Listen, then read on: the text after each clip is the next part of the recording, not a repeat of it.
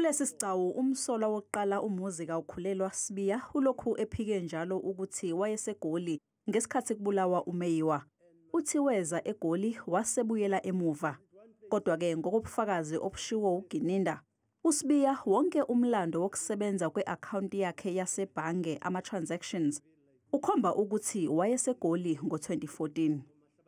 The essence of what Mr. Ramosepele says is that from March 2013 till 2015, the accused was in KZN. Yes, that is the essence of what he's saying, my lord, but that's not true if one looks at the activities around the accused. That is in relation to the bank statements, the transactions that he did. Umsolwa uthi weza eGoli ezobhalisela incwadi zokushayela wasebuyele ekhaya emahlabathini KwaZulu-Natal.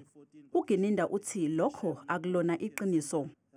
He returned back to Mahlabathini after sitting for the learner's license on those days.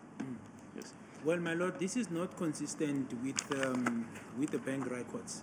I think the only occasions where the transactor, in terms of the ID, the account that is linked to accused number 1, is out of the province. My recollection is 2 occasions where he is in Wanongoma. The other transaction that I recall, he is at Lundi.